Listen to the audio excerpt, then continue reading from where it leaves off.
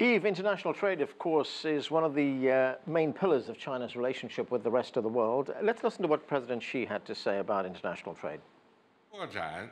We will expand foreign trade, develop new models and new forms of trade, and turn China into a trader of quality. We will adopt policies to promote high-standard liberalization and facilitation of trade and investment. We will implement the system of pre-establishment national treatment, plus negative list across the board, significantly ease market access, further open the service sector, and protect the legitimate rights and interests of foreign investors.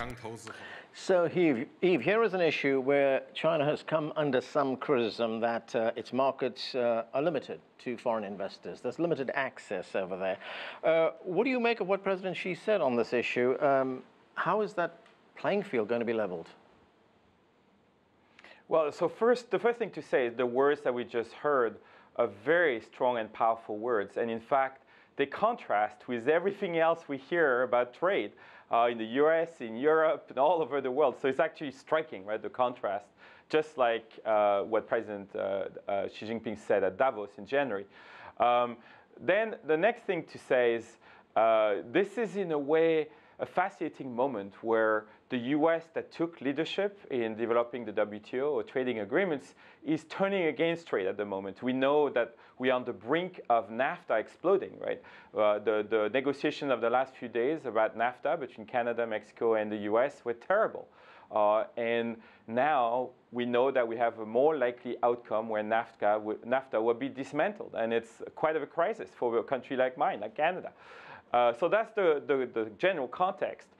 What's also striking is the words that President Xi Jinping used: high-quality trade agreements, high standards trade agreements, is exactly the words that were used by the US with TPP. And so there's clearly a will now to move to the next stage of trade agreements led by China, and in a way is giving a signal to the world that is aware of issues around environment, around reciprocity, around market access, and that China intends to move to that next phase. There were indeed criticisms in a phase until now that not all trade agreements were reciprocal, that there were some sectors where it was difficult for foreign companies to come in. So in a way, the president gave signals here that not only is going to move to higher standards in general, but is also on a course to give more space to foreign investors and foreign trade.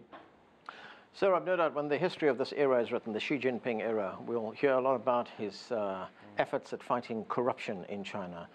President Xi has talked of the, quote, unstoppable momentum in the crackdown on graft. He said China would, and let me quote here, take out tigers, swat flies, and hunt down foxes. Are we going to see an intensification of this fight on corruption? Perhaps not an intensification, but definitely a continuation. Again, let me get back to the same Deng analogy.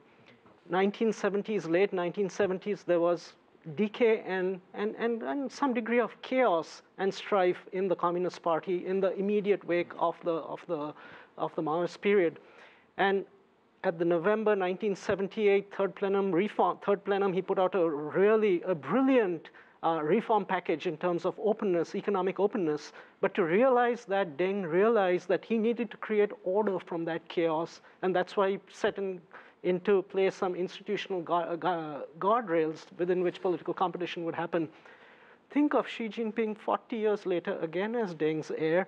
In November 2013, again at the third plenum, he put out his next generation reforms, a very a detailed and a very encompassing economic reform package. But he knows also that if he has to realize that, he needs to go after things like corruption, which is literally a cancer and creates interest groups, strife, and vested interests. And therefore, the goal here is to ensure that that cancer of corruption is killed, that the country can then transition forward to that next generation of reform, social and societal, but primarily, in my view, economic reform to move China from that model of investment-led growth to a more consumerist-led growth, more services-led growth.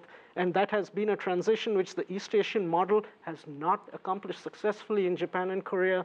And so it's an enormous challenge. And he is priming China to succeed in facing that challenge. Right, important historical context there. Zou Yue, how significant will the president's fight against corruption be? How would it shape this president's legacy? I have some other idea. I think anti-corruption is a major accomplishment, but it will not be the major piece of his legacy. I think anti-corruption campaign is simply the background music. It's not the theme song. I think what really Mr. Xi is driving at is the Chinese dream.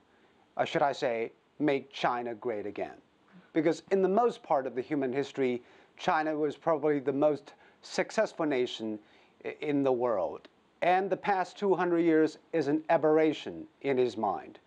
To put China back on the pedestal was where Mr. Xi's ambition lies. I think he has a good chance of making that happen. Yeah, we often hear the term national rejuvenation. It's not just emergence here. Song, one of the centerpieces of President Xi's foreign policy is China's Belt and Road Initiative. It's very ambitious. We see it in action all over the world. It's a project that involves, what, about 37 countries. How has this project redefined how China is viewed globally? I think this One Belt, One Road will be continuing to move ahead after 19th CPC National Conference. And I have noticed a very interesting change of attitude from Western countries, especially US kind of people, on this OBOR project. And some experts are starting to say this OBOR is kind of one of the largest international cooperation project in the human history. And I think a few years ago, American people or American government was very much doubting this project. But now they're nervous whether US companies will be involved, whether US companies will have opportunities to get those kind of things in the OBOR. And I think obviously China is new for this OBOR project, and I see them in the last 3 to 5 years have evolved a lot, and they have taken a lot of kind of suggestions from different countries, and this will be moving ahead. I think there will be a lot of challenges, like environmental challenges, like local governance kind of problem. But I think this project will expand, and this project will have a hope to change a lot in the global stage. Zou Yue, let's look at foreign policy, some of the other aspects of foreign policy that was in the president's speech. Let's listen to what he had to say.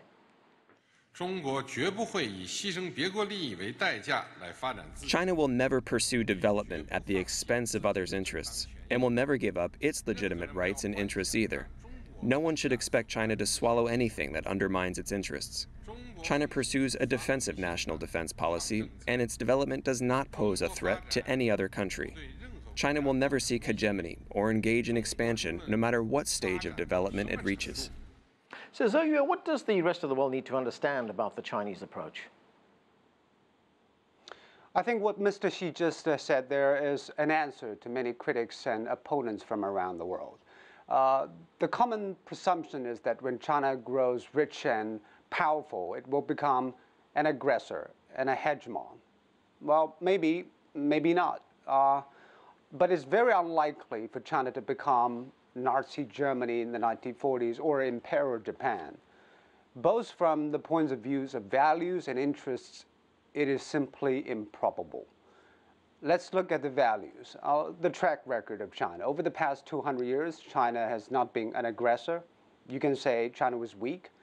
But in the 2,000 years of history of China, China has never been an aggressor, maybe probably except for a short span of Mongol rule in the 13th century. Our spiritual father, Confucius, taught us to value peace over conflict, confrontation, accommodation rather than confrontation. This kind of inward-looking, self-reliant, pacifist culture is imprinted in our genes. I don't think China will become an aggressive power when it grows strong. Look at interest, too. China is now the #1 trader with more than 130 countries in the world. If you can get what you want through trade, why bother sending gunships and airplanes? China has already clearly defined its territorial claims. Right. That is the Chinese mainland and the surrounding seas plus Taiwan. No more and no less. Yves, if we look at China's role under President Xi internationally, China has played a major role in the climate change talks, which took place in Paris. In fact, China, and at that time, together with the United States, were the main drivers of that Paris Accord. China's also become a champion of globalization. We heard President Xi talk about that many times. And this comes at a time when the United States is withdrawing. It's looking inwards internationally. How do you see China's role on the global stage evolve over the next few years?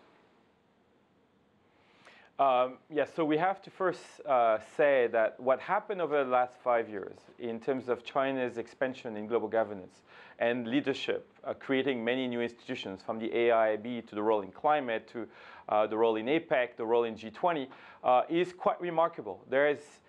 It's hard to find any country doing that much in such a little time. So that's the first thing to observe. And the role, I've had the chance to interview or to work with people involved in the G20 or the climate negotiations, etc.